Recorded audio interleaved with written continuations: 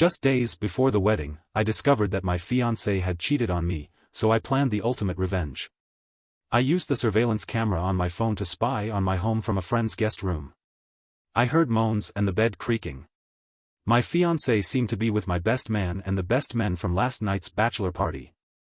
We started partying on the Gold Coast on Friday, competed in a race on Saturday, and went to the casino on Sunday. We relaxed in the resort pool.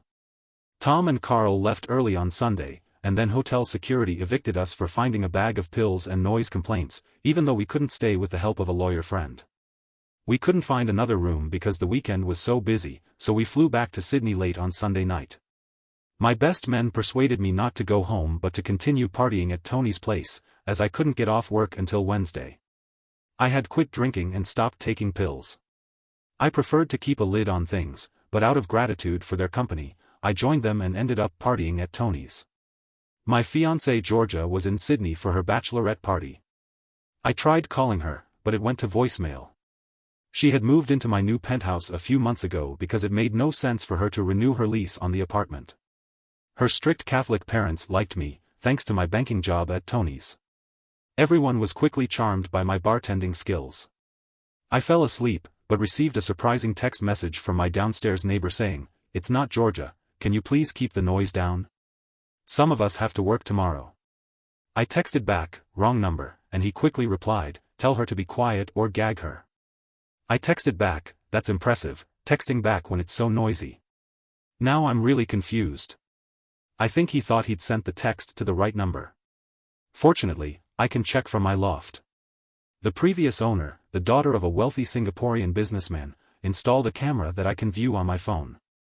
I set it up when I moved in. I logged in and checked the camera in the living room. First, it showed an empty beer bottle, a wine glass, a bong and a bag of pills on the table. Clothes were scattered all over the place, but there was no one in sight.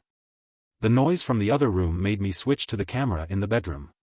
The bedroom was illuminated by moonlight, showing 3 people tangled up in my bed. One voice said, "I miss you." "I miss you too.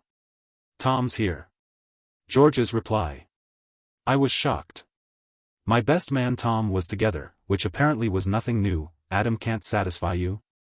Tom asked. "He's too big." "Go ahead, Carl, I'm almost there," she replied, stunned. I sat down. My fiancé was cheating with my best man and the other best man. I was furious, but I knew I needed to be smart, not reckless. I checked to see if the security system was recording. It kept a 24-hour recording. The video was a bit blurry due to the clouds, but the voices of Tom and Carl were clear. They were discussing past encounters with Georgia, in which she participated.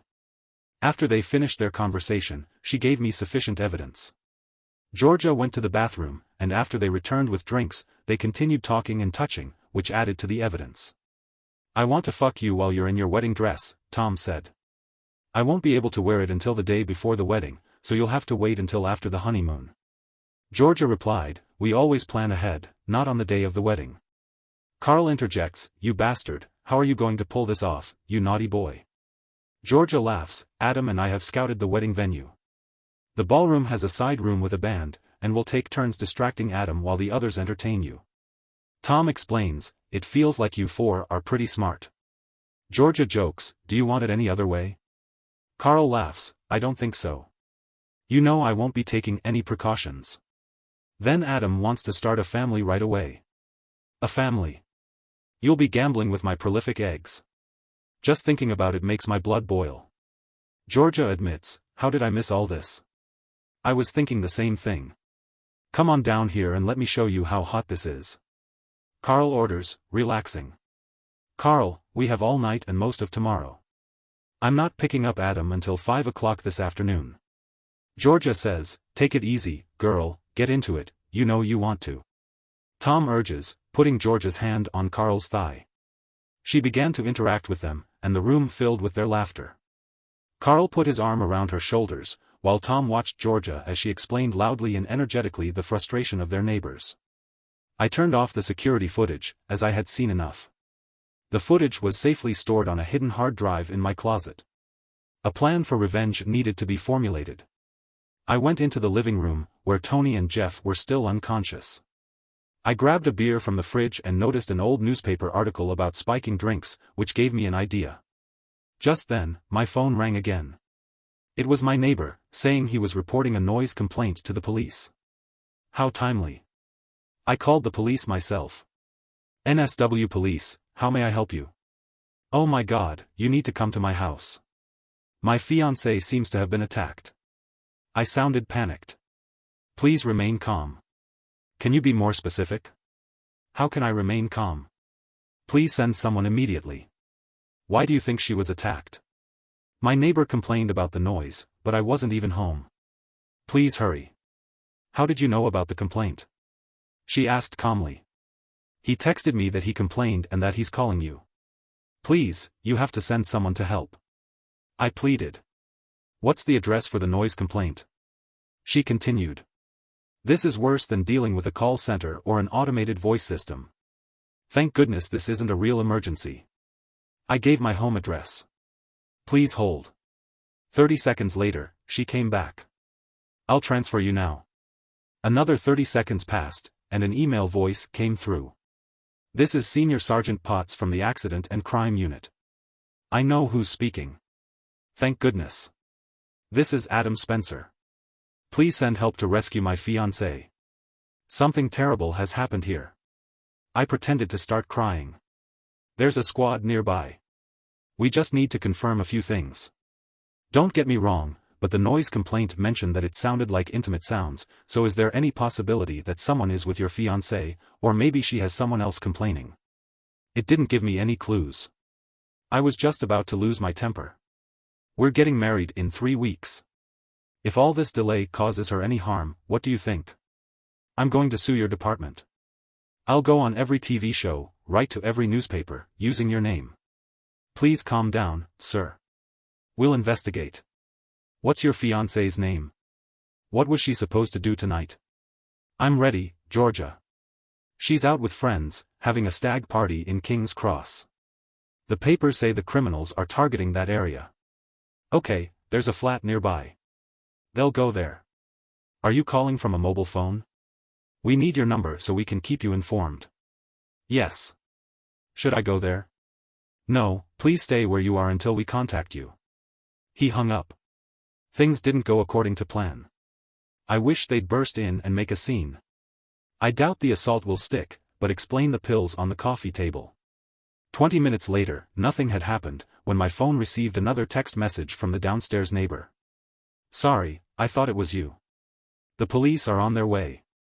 They're carrying Magnum pistols, helmets and other equipment. I hope George is okay. I'm praying for both of you. Wow, they fell for it. I quickly checked the security system. When I turned on the bedroom camera, I had to see it again. I couldn't believe my eyes. Tom and Carl had tied George's legs and arms to the bed frame with a few of my ties and were taking turns having intimate contact with her. She seemed to be enjoying it, but their sick game was about to be exposed. Their perverted game was about to be exposed.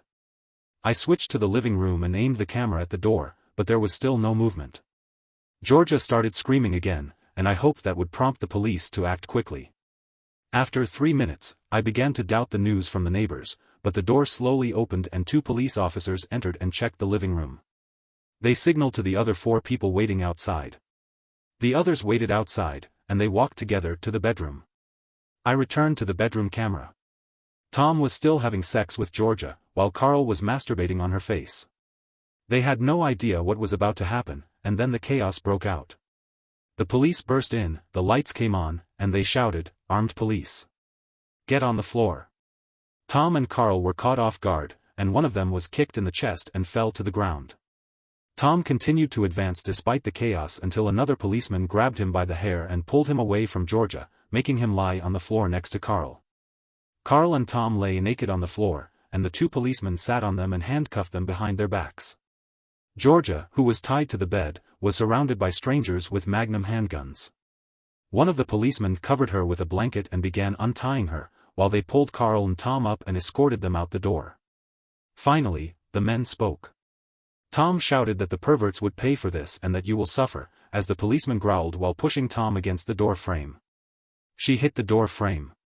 It's not a trap, Carl interjected, but he regretted it when he heard the other officer slam the butt of his gun into Carl's stomach, causing him to fall forward onto the floor. They escorted the men out of the room, and a female officer came in and took over from Georgia, who was now free, wrapped in a blanket. She sat Georgia in the chair by the window and gently reassured her, calming her nerves. "Don't worry, Georgia, you're safe now. The senior officer will contact your fiancé and ask him to meet us at the hospital." "The hospital, yes, we need to have a look. Would you like your mother to come too?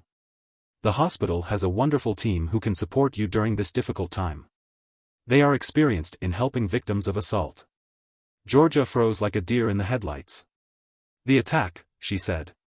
"Don't worry, honey, they can't hurt you anymore. Take it easy, the paramedics are coming. This is going to be interesting. Will she accuse them of assault or try to lie her way out of it? The pressure to choose will be immense.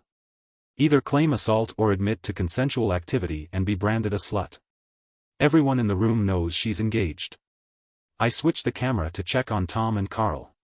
They are sitting on the sofa in their underwear, and a plainclothes police officer is questioning them about the pills, but they remain silent. "Guys, we found a huge amount of pills here, and you are probably well beyond personal use and into the realm of dealing, which could get you at least 3 years in jail, not even considering the assault charges. We're just saying it wasn't assault. Besides that, we're exercising our right to remain silent and waiting for our lawyer." Tom says firmly, "Now help us out and we can get this over with sooner." The officer again urges them to remain silent, expressionless. "Fine, suit yourselves." The officer turns to his colleague, takes them to the van, takes them to the station, lets them make a phone call. Armed police officers lift Tom and Carl off the sofa and escort them out the door. Meanwhile, the other officer gestures for the policewoman to join him outside the bedroom. They confer quietly, leaving me out of the loop. When they're done, the policewoman returns to Georgia, while the other officer dials a number. Suddenly, my phone rang. "Hello?" I tried to sound concerned. "Mr. Spencer, this is Senior Sergeant Potts. What's happened? Have you found Georgia? Is she okay?" My barrage of questions was interrupted by the sergeant. "Calm down, Mr. Spencer. We have your fiancée here. She'll be taken to the hospital soon." "Oh, my God. Is she okay?" "Yes, it's just a precautionary checkup. I'll tell you more details at the hospital. We'll be arriving at St. Vincent in about 10 minutes. Call me when you arrive and I'll brief you on our actions." Before I could answer another crazy question, he hung up. I took a taxi and left Tony's bar. Everything was better than I thought. But I wasn't sure what the police thought of the situation. Would they believe Georgia or Tom and Carl? I need to stay vigilant to control the situation at the hospital. A police officer greeted me and led me to a room. While on the phone, a tall, thin man sat down in the chair in front of the desk, opposite me, cleared his throat and continued, "Earlier tonight, 5 armed police officers entered your apartment and arrested 2 men. They were having sex with your fiancée, who was tied to your bed. We took them to the police station, where they are currently being questioned." "Your fiancée, Georgia," interrupted me, saying, "Georgia is currently being examined by medical staff and is making a statement, which she will complete shortly. In the meantime, I have a few questions to help us understand everything." Senior Sergeant Potts explained, "Is all this really necessary? Shouldn't Georgia's health come first? I just want to see her." I protested. "Sir, you will see her soon, but I need to clarify a few things first." He ran his hand through his hair and leaned forward. "Where were you tonight? What does it matter?" I asked innocently.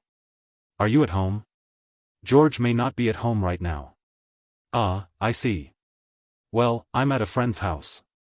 It's my stag party. We got back late from Brisbane this weekend, and one of my best men insisted we continue the celebrations at his place." I explained the exact location of Randwick. I think it was Randwick, or somewhere in the eastern suburbs nearby. "When did your neighbor contact you about the noise?" "I'm not sure. Let me check my phone.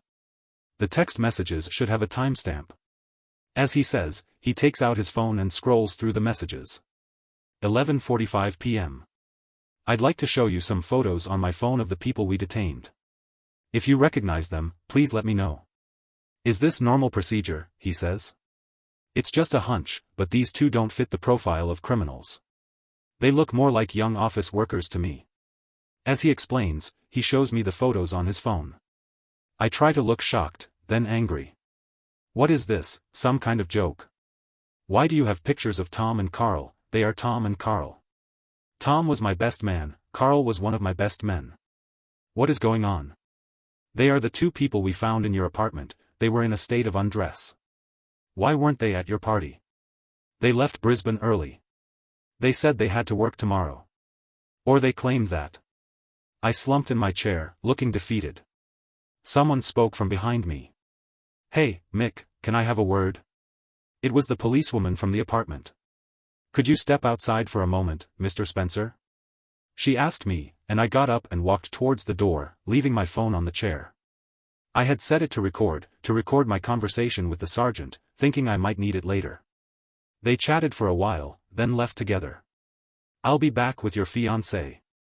I mean Georgia. She said as she left. I picked up my phone and put on the headphones to listen to their conversation. The policewoman said, "We've finished the inspection. I've taken a statement, but she hasn't signed it yet." "What are your instincts on this?" the sergeant asked. "Well, something's not right. She definitely had sexual contact, but I'm not sure if it was consensual. Her story sounds like something out of a TV show. Maybe she was just having one last fling before the wedding." She explained, and I agreed, that the detainee was more of a preppy type, and we had enough pills to keep them up all night, but there was something off about her boyfriend. He was trying too hard to look shocked. How should we proceed? The officer pondered. Come with me and read George's statement, maybe you'll think of the questions I missed. I've been playing the good cop, so before she signs, you can talk about the consequences of giving false statements. She suggested, okay, how tough can I be? Will she freak out? Do you think the potential victim will freak out? Even if we're not completely sure, he asked, she doesn't seem traumatized, she's more likely to feel guilty or worried about getting caught. Maybe you can scare her a bit and get her to tell the truth. Let's go figure it out. Then the chair scraped. When the officer stood up, the chair made a scraping sound, and then there was silence until I stopped recording. I wondered what Georgia would do, looked at the watch and realized it was time to start implementing my revenge plan. I leafed through the address book, found the number and dialed. "Hello, is this Adam? What are you doing up so late?" Eric asked. "It's a long story, I'll tell you over a beer. I wondered if you had finalized your column for tomorrow." I asked. "There's never much gossip at the start of the financial year. Is there anything juicy?" Eric is interested.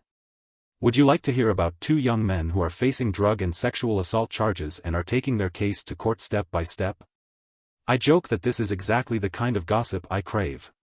"Can I name them?" Eric asks eagerly. "If you want to avoid a lawsuit, don't name them, put it in the 'Guess Who Isn't Suing You' column." Eric usually ends his column with a section where he drops unconfirmed gossip without naming names over morning coffee.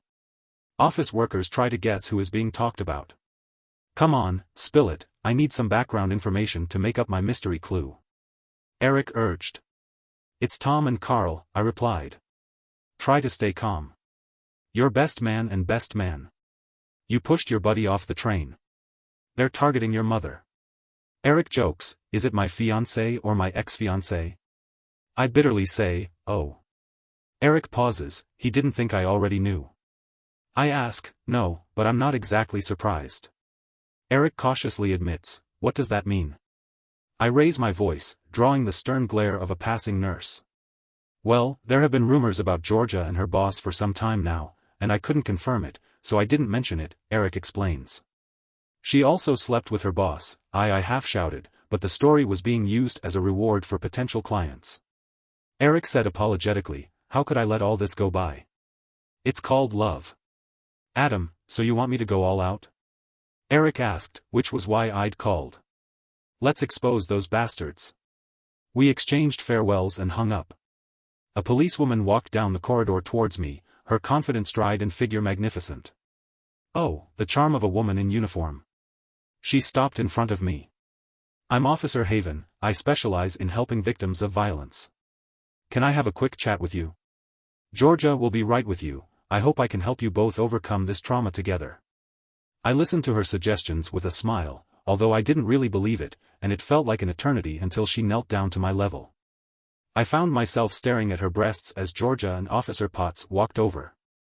I stood up and played the concerned fiancé, hugging Georgia as she wept. I reassured her that everything would be fine, even though I had secret plans in mind. But my 3 bridesmaids were already in trouble. Before we went home, both officers gave me their business cards. Georgia kept thanking me and telling me how much she loved me. Back at the apartment, I started cleaning up, and Georgia tried to get close to me, but I didn't want any more intimate contact with her. I decided to go to the doctor as soon as possible. "Come on, baby, I need you to hug me," she pleaded. "I need to clean up first, you go to bed, I'll be there in a minute." She eventually gave up from exhaustion and went to bed. I then downloaded and viewed the security system video, which clearly showed no assault. They were prosecuted for filing a false report. They just wanted to get high and inadvertently revealed that they had got pills from Tony. I knew he used pills, but I didn't know he was selling them, which meant he was prosecuted for pills. They also mentioned a big deal they were funding with Tony to fund a plan to double their money, which could mean serious charges of intent to distribute drugs. They may avoid jail time by hiring a good lawyer, but their careers are ruined. I'm still wondering if Jeff was involved, and when I decided to send the CCTV footage to the police, I was going to email it later. I chose to call early around 3 a.m., hoping to leave a voicemail but making it clear that I wasn't hiding anything. Surprisingly, Sergeant Potts answered. "Hello, Senior Sergeant Potts," he sounded annoyed. "I hope I haven't disturbed his sleep, or is this Adam? Adam Spencer H. I picked up my fiancé when we met at the hospital. I hope I didn't wake you." "No, not at all, I'm on night shift, I don't go to bed until 8 a.m., and he doesn't get any better." "Listen, I don't want to take up too much of your time, but there are 3 CCTV cameras connected to a hard drive in my apartment." I sniffle, clear my throat to try and sell it. Oh, really, that got his attention. "Why didn't you mention it sooner? Have you checked it?" I could almost imagine him suddenly sitting up, leaning forward, full of anticipation. "I guess after everything that's happened, I forgot." I have. I paused again, sobbing. "I'm sorry, this is hard." "You know," I looked at it and suddenly stopped. The sergeant took the bait. "What? What did you see?" Adam, are you still there?" "I don't think it was rape." "Ty, oh my God," they came in together, laughing and talking, and kissing. I let out a choked sob and pretended to cry. Did the pills the sergeant forced me to take do anything? He already suspected the rape allegation was false, but he still seemed eager to pin the crime on someone. Bo, I didn't look much after that, but they left the pills on the coffee table. I lied. I need to see that footage. There are 2 high-powered lawyers here, arguing about a lawsuit. Can you send it to me? I can send it by email. I want to wait. I'll give you an address. We need to get it as soon as possible. He gave me the address and hung up. I switched on the computer and sent 3 copies of the entire footage from the camera. I went to the spare room and tried to sleep, but ended up tossing and turning with my eyes closed. I couldn't believe how badly I had misjudged my girlfriend and my friend. At about 5 o'clock my phone rang. "Sorry, I hope I didn't wake you." It was Sergeant Potts, and he sounded much happier. I lay in bed, but I couldn't sleep. I answered quickly, "Yes, that was understandable, considering the circumstances." "Listen, I won't disturb you again. I finish work at 8 o'clock, and we can have a coffee together. I'd like to discuss some updates with you." I answered a little bitterly. "The Oxford Tavern, do you know it?" "Yes, I don't go there often, there are too many policemen there." "Yes, I suppose so." "Okay, I'll see you at 8. He hung up and I continued tossing and turning, trying to get to sleep. At 7 in the morning, I got up and took a shower. Georgia was still asleep, or at least pretending to be. I suspected she was eager to talk to me, until she had a chance to make up a story. I turned on the morning TV program, hoping it would distract me from the past 24 hours. The 7:30 news headlines quickly caught my attention. Police conducted a dawn raid in the leafy suburb of Bronte, searched a 2-story house and detained 2 men with links to a city center drug gang.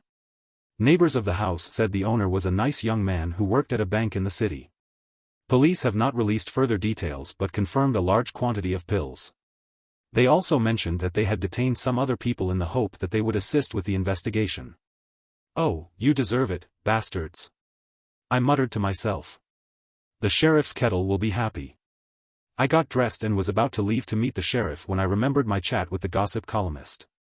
I went back to the computer and checked the online version of the CBD column under the bold headline. Guess who wasn't sued? There was a new entry about a well-known PR executive and socialite whose wedding plans had been put on hold after she was caught red-handed with several wedding planners. Unfortunately, her soon-to-be ex-fiancé and rising star of the private banking industry was not among them. This is really interesting, it will keep the staff in the office chatting by the water cooler today. Suddenly, I thought of George's parents. They are good people and shouldn't be informed of the impending trouble by second-hand information. I immediately called them. Jack, George's father, answered the phone. "Hi Adam, how was your weekend?" "It ended early due to some trouble in Brisbane. Can I arrange a meeting with you and Janice this morning?" "What's wrong, Adam?" I could hear the concern in his voice. I decided not to discuss the details with Jack over the phone, but instead invited him to meet me later that morning at a pastry shop near his old office. He agreed, and reminded me to wait for all the facts before making any decisions. Despite his advice, I was convinced of what I had, and headed to the coffee shop to meet us. Officer Potts updated me on the case. Although CCTV footage could not be used in court, it had helped the police pressure the suspects to turn on each other during separate interrogations. This led to a police raid on Tony's home, where they found more of the pills Tony mentioned in Under Pressure, and he offered to identify his supplier in exchange for a deal. The suspects were scheduled to attend a bail hearing, and Tony may attend with them, depending on his hearing with the prosecutor, which was held in public to the great displeasure of their lawyers, as the conversation took a turn. Sergeant Potts hinted that he suspected me of remotely accessing CCTV and its logs, suggesting that he may investigate further, but he assured me that his focus was not on me, but on understanding my intentions towards Georgia. The sergeant mentioned that Georgia could be charged with perjury, although the charge may not stick, but suggested that if I wanted revenge, he could press charges, or, to avoid unnecessary paperwork, let me decide after I finish my juice. I went outside, basking in the sunshine, and decided to go to work, despite the personal embarrassment, to cause office gossip. As I walked into the bank, Tom and Carl were standing in the doorway. I encountered whispers and subtle hints as I walked towards the lift, and the usual small talk was briefly silenced by an awkward encounter between a secretary and the postman. On the CEO's floor, she gave me her phone number in case of emergencies. When she left, I refused. I then went to the CEO's office, where his secretary, who is usually rather cold, was unexpectedly sympathetic this time. She told me that Mr. Turnbull was finishing a phone call and would be able to see me in a moment. I was invited in. Mr. Turnbull was surprised to see me and confirmed the unusual circumstances that had prompted my visit.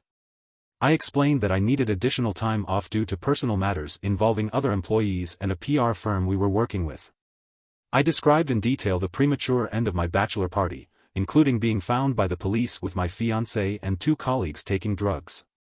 Mr. Turnbull told me to take as much time off as I needed and mentioned that we would be in touch on Monday.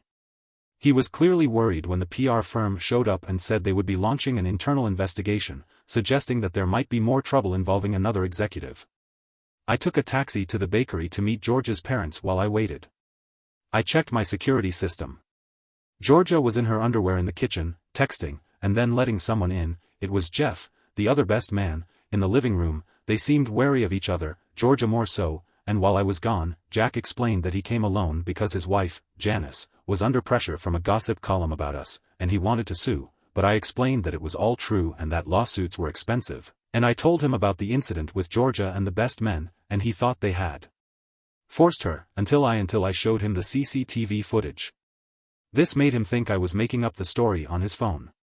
I called Georgia, and she picked up the phone so Jack could see what was happening. He realized the wedding couldn't go ahead, felt overwhelmed and worried about his wife.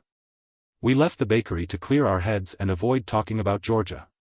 Jack wanted to know when I would tell her everything and asked to be kept informed, especially before any drastic measures were taken. After an awkward goodbye, Jack left in a taxi and I continued walking, thinking about my next move. I reviewed the CCTV footage again and discovered that Georgia was fully dressed and Jeff was preparing to leave. Jeff was engaged to Penny Ryan Hill, the daughter of a wealthy Australian businessman with extensive mining interests, which could jeopardize Jeff's personal and professional future. I considered using the CCTV footage to sabotage Jeff's upcoming wedding and potentially end his career in Penny's family business. Meanwhile, I plan to use Georgia's cooperation to achieve my own ends, and I believe I have enough influence over her actions. When I returned home, I was curious about how Georgia would handle our situation, but when I arrived, Georgia had already left. I didn't expect this, but it delayed our inevitable confrontation and gave me time to put together a collection of Penny Jeff's conversations with Georgia. When he arrived, Carl and Tom's lawyer sent him over to find out what she told the police, accusing him of tampering with witness testimony. A thought flashed through my mind, but it seemed pointless. I was sure Penny would propose a more severe punishment. He kept asking her about the pills and about the fact that she told the police that she had only mentioned the rape. Jeff explained that the boys had not been charged with rape, just possession and trafficking of drugs. At that point, she collapsed on the sofa and he went over to comfort her, so now she knew that the story of the rape was useless. That was probably why she had left the apartment around 5 p.m. As I was cooking dinner for myself, the door to the apartment opened. I heard the click of high heels on the wooden floor as Georgia and one of her bridesmaids, Shell, entered the living room, seemingly keeping together for safety. As she approached, Georgia threw her arms open and said, "Adam, darling, where have you been? We've been so worried." Georgia fought back tears as she sobbed. I didn't hug her back, keeping my hands at my sides and trying to keep my voice even. "I've been busy talking to the police, my boss and your father," I answered Georgia. She was nervous and caught off guard, but she tried to remain calm. "The people from Shell came to explain how they spiked my drink at the bachelor party last night and I was thrown out of the club. Tom and Carl were there too, and they offered to take me home, and then they started taking advantage of me." She tried to hug me again, but I stepped back. "Really, or is that just the way things are, Shelley?" I said sarcastically. "Yes, just some out-of-control jokes," as Georgia said. Shelley interjected, "Did you drug her coffee this morning before she slept with Jeff?" "Before she slept with Jeff," I added. Shelley opened her mouth in shock. While Georgia looked for words between us, Shelley spoke first. "You're on your own now, girlfriend," she spat and walked towards the door. Georgia tried to stop her, but Shelley shook her off and finally gave her a blow. "I know you like to party, but I didn't think you were so." The door slammed shut, leaving Georgia and me alone. She turned to me, tears streaming down her face, choking on apologies and explanations. "I was drunk, I was in a bad mood this morning, it's only happened twice, please, I'll be good, you're pathetic." I finished the 2 beers I had opened earlier and shouted. I mocked Tom's voice and laughed, "God, I've missed you." Georgia replied, "I've missed you too." Tom interrupted again. Georgia looked shocked, "But how do you remember the security system and cameras I told you about when you moved in?" I interrupted, "Yes, but you said you didn't use them." But they are still running 24/7. I suppose the police might need a copy as evidence that you were raped, but unfortunately it would only prove that you were lying. I explained, as her tears kept streaming down her face and dripping onto her cheeks. She crouched down on the floor, leaning against the wall, and to be honest, she looked pitiful, small and sad. I made up my mind, and then I asked the sergeant to drop the false statement charge, but not until I figured out why she was doing it.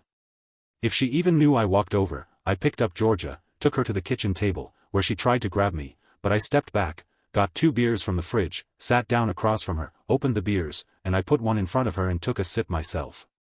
"I need you to understand that it's over between us, okay?" I said, and she nodded silently. "The police officer asked me if I wanted him to arrest you for lying. I have to make a decision by 6 p.m. tonight. 6 p.m. tonight, so you have 30 minutes to answer my questions honestly. I'll tell him to let you go." "Adam, don't do this," she started to say, but I interrupted her and answered my question, "Or wait for the police to come."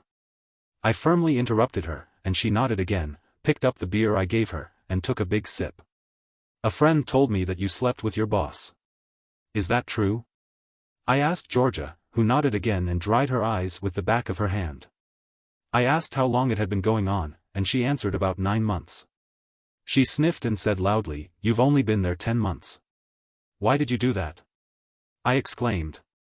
"I was recruited by the team at the new company and was supposed to be the best in the market." Georgia explained, sobbing again, that my boss, Jeremy, called me into his office a month later and he wasn't happy about it. She paused for a moment, took another sip of wine, and her sobbing was driving me crazy, so I got a box of tissues from the sideboard. She blew her nose loudly and then continued blowing her nose. Jeremy said I wasn't contributing enough. I said I worked harder than anyone. He stood in front of me, bypassing the desk, and said that I was hired for my abilities, and now was the time to show them. Then he started unbuttoning my blouse. Wow, this is downright sexual harassment. Why do you put up with it so easily? The book You Are a Child Prodigy says that I am one of the youngest people ever to win $1 million prize.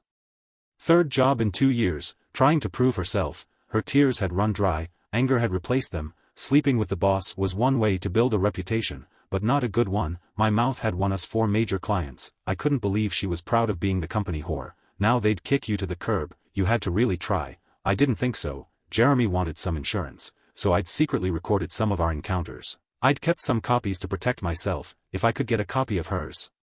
And Mr. Turnbull's I might be able to screw that bastard. Where do you keep the copies? I asked, hoping it wasn't on the desktop at work.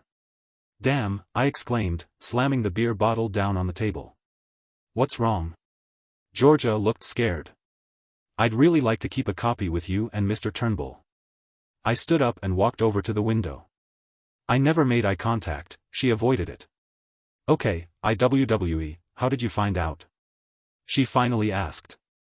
Obviously, you're using your assets to win new customers, and our bank happens to be one of them. Is that what you want? If you're so eager to see it, I'll go to work and make a copy. Georgia let out a yell and her chair fell over as she stood up. You won't even get to the front door. I shouted after her as she stopped and turned towards me. What do you mean? Your boss will cover his tracks, and as soon as you walk in the door you'll see security with your stuff, and they won't let you near the computer. Georgia bit her lip, a clear sign of uncertainty, and she put the keys back on the desk before walking towards me and slipping into the office. I glanced inside and saw her sitting in my chair, the computer booting up. I can access my computer remotely, she announced triumphantly. I watched her type in the access code, over and over again, her shoulders slumping as she realized I was right. Damn, she was clearly defeated, and picked herself up again, sitting back in the chair. Jeremy's computer had a back door, and I'd put the video file there. That's right. I leaned over and sat in the chair, copying everything. I instructed you that you would need something to negotiate your severance package. More importantly, I needed something to mess with my boss's life. I left her, and about 20 minutes later Georgia came out of her office, grinning and waving a portable hard drive full of interesting things. Did you manage to copy the emails he sent and received? I asked hopefully. Yes, but I think you're looking for the interesting things, she taunted, continuing to walk towards me. I held up my hands. Wait. I've seen enough of your antics in the last 24 hours to last a lifetime. I just need some insurance in case the bank comes after me. But I thought maybe we could try again, sell everything, move overseas and start over. Unfortunately, you're not very original, Georgia. When I saw you with Tom and Carl, I thought you might be drunk, but today you were with Jeff and you needed help, but I'm not going to stay around to see how it turns out. She started crying again.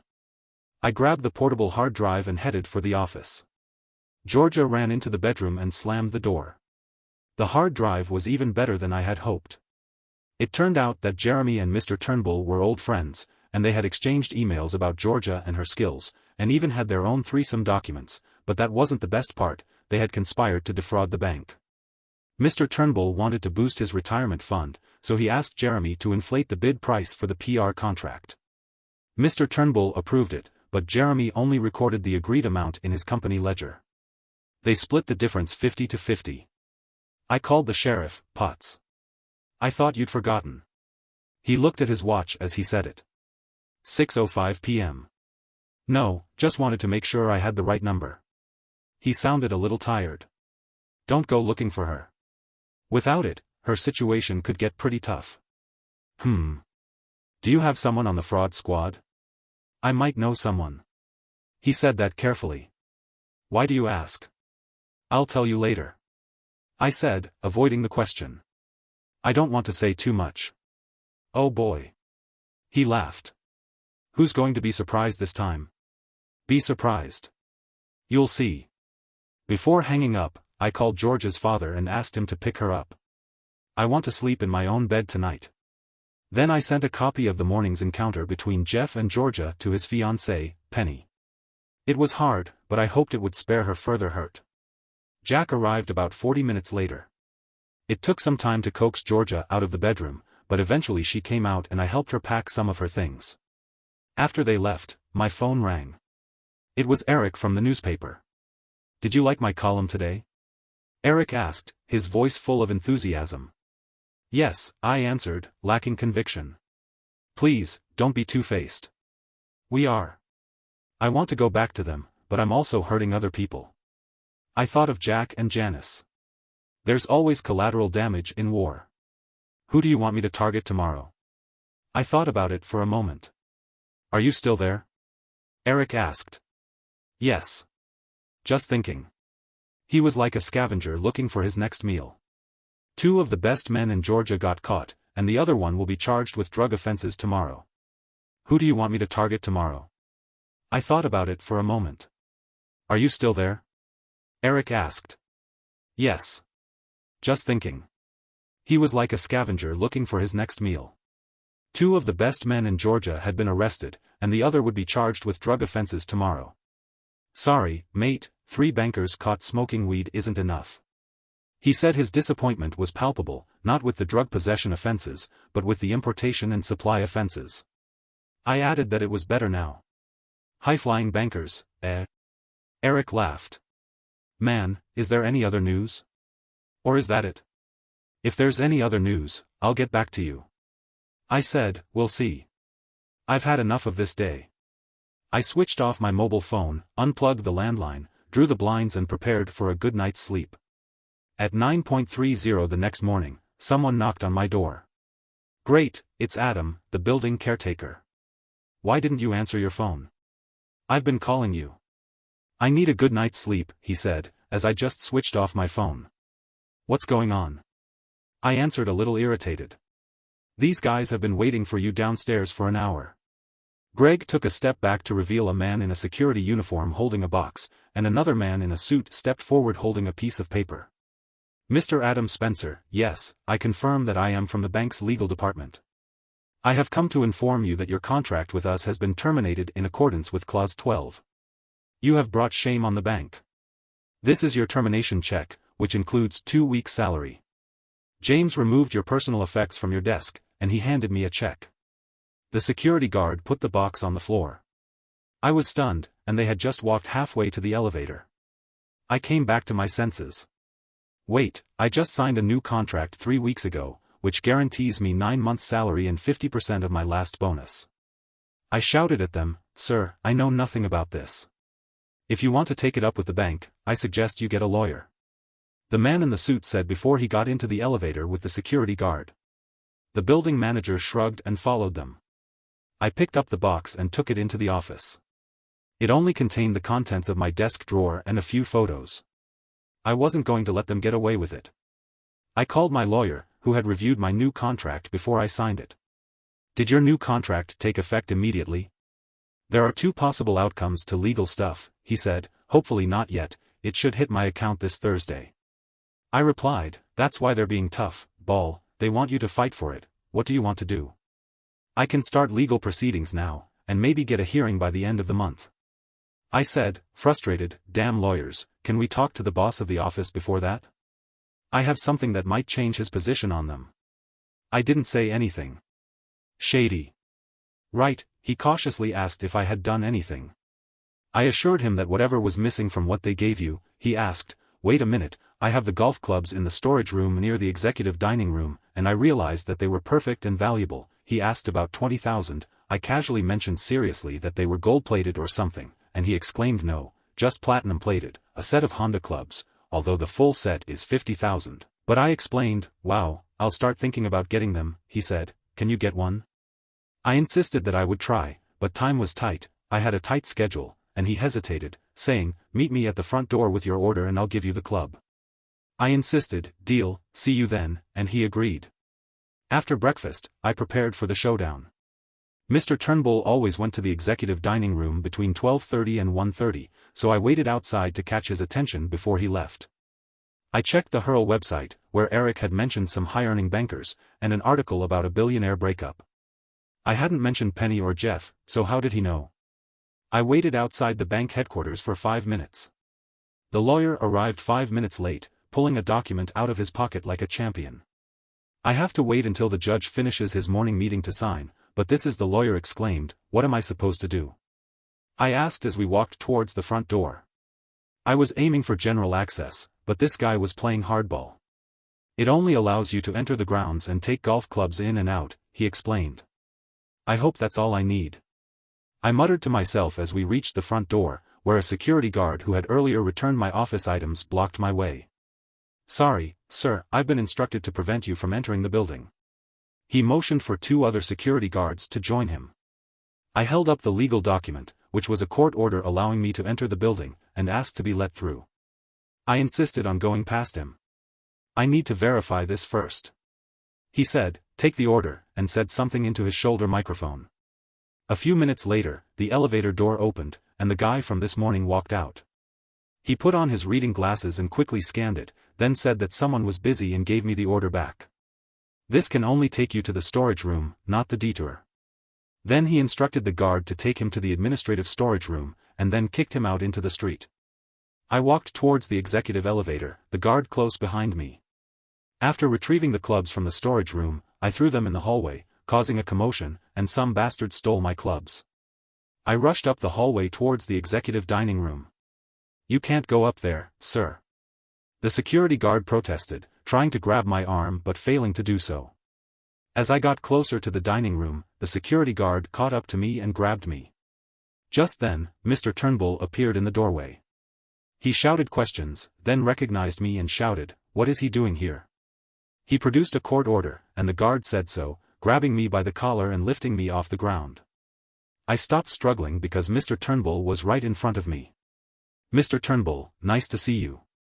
I said sarcastically. I thought you might want to see my severance package. No way. He said, pointing at the guard, get this scumbag out of here. I pulled a USB stick out of my pocket and threw it at him. You'd better read it when you have a moment, but not when your wife is around. I warned Mr. Turnbull, his eyes narrowed. What are you talking about? Give Jeremy a call, he might be able to tell you. I spat and told him to get out of here. Mr. Turnbull muttered dismissively. Mentioning Jeremy's name didn't faze him. He must have thought the angle was already covered. He put the thumb drive in his pocket and returned to the dining room. The guard started to drag me down the corridor. You have 24 hours. I think you have my cell phone number. I shouted through the closing door. I picked up my clubs on the way back. The guard didn't let go of my arm until I was back at the court. My lawyer was waiting for me and took the clubs from me. I was happy that if I could get the deal signed 3 weeks ago, I could buy another set. I was a little worried when I heard nothing before going to bed. At 11:30 p.m., my phone received a message. At the Centennial Park Coffee Shop, 6:45 a.m. The next morning I arrived at the park at 6:30 a.m., hoping to be the first one there. Apparently Mr. Turnbull had the same idea, as he came from the other side when I walked from the side. We awkwardly came together, about 3 meters apart. What do you want after all? He said. I just want what I deserve in the new contract. I agreed with his anger, because the contract did not come into effect until Thursday, which was a contentious fact, and I did not have time for a conversation through our justice system. I never thought of you as a blackmailer. He growled, his face red with anger. I never thought you would stoop so low as to mess with your employee's fiancé. I hit back, and we stared at each other until Mr. Turnbull relented. Fine, but I want copies of those photos and all your copies. No problem, he demanded, and you will have the photos as soon as I have the signed documents from the bank confirming my legitimate claim. You will have them today, I replied. Turning to leave, he said, there is just one more thing. I want that lawyer you sent yesterday to bring the documents. This will be interesting, I added. Anything else? He asked sarcastically. No, that's all I need, I said. He grinned, took a few steps, and then came closer. You know, you'll never work in this city, or even this country, again. You little shit. He hissed, and said he was glad to do business with me. I laughed after he left. I still had the emails between Turnbull and Jeremy, and I would give them to the fraud squad as soon as the money went into my bank account. The next few days were quiet, until a bank lawyer came to see me to sign some forms, promising payment by Thursday. I gave him a thumb drive and hard drive with the data on them, and he left looking frustrated about Thursday. Georgia's situation worsened after she confronted her boss. After getting drunk, she was arrested for driving under the influence and lost her license that day. Her parents came to my house to pick up her things. Meanwhile, Tom Carr and Tony were released on bail, although the prosecutor highlighted their case in a media statement involving drug problems in the corporate sector. Jeff disappeared, reportedly sent to a dangerous mining project in South America by Penny's family. The next day, I received a large sum of $720,000. Fraud and securities detectives visited me to discuss some suspicious emails, which I admitted were obtained illegally, which prevented them from using them in subsequent legal proceedings. Finding a new job became difficult because Mr. Turnbull seemed to have tarnished my reputation in the banking industry, and I was considering what to do next. Penny Ryan Hill's impromptu decision to invite me on a holiday to their lavish estate on her private jet gave me 5 months to experience new adventures, not only with Penny, but with other people as well. It marked a wild chapter in my life. I returned mainly to witness Mr. Turnbull's trial on charges of fraud and blackmail. At first, he was confident with his formidable legal team, but by the end of the first day, his composure crumbled as the prosecution presented compelling evidence proving his involvement in a PR deal with Jeremy. Jeremy had switched sides and agreed to testify against Turnbull in mitigation of charges, leading the bank to withdraw its support. By the second day, the bank's legal team had abandoned him, leaving him with little representation, and announced their intention to seek damages through civil proceedings. The prosecution quickly seized on this advantage, while the defense desperately tried to shift the blame by using the video of Turnbull, Jeremy and Georgia. Despite the defense's attempts to discredit them, Georgia and Jeremy were called to testify, and the media frenzy surrounding their testimony only exacerbated their plight. Tom and Carl's testimony resonated with the judge, leading to Turnbull being formally charged. He eventually pleaded guilty and was sentenced to 2.5 years in prison, but managed to transfer his assets to his wife, who then filed for divorce, leaving him seemingly penniless. The prosecution used the high-profile case to prosecute Jeremy in Georgia. Jeremy faced multiple charges and was sentenced to 3 years in prison, while Georgia received a suspended sentence for her involvement in the recording, despite the huge loss of her public image throughout the ordeal. I was scrutinized and wrongly labeled in the financial world, which permanently damaged my career prospects, because no one wants to hire you when you're on your own. I started a venture capital firm that focuses on environmental projects. I'm not rich, but I get by and I hope to make a positive impact. I'm still looking for true love, but my trust issues often get in the way. I've just started a project to restore wetlands about 700 kilometers west of Sydney, in the real outback, and 2 mining companies and a bank are funding it to boost their I'm still looking for true love, but my trust issues often get in the way.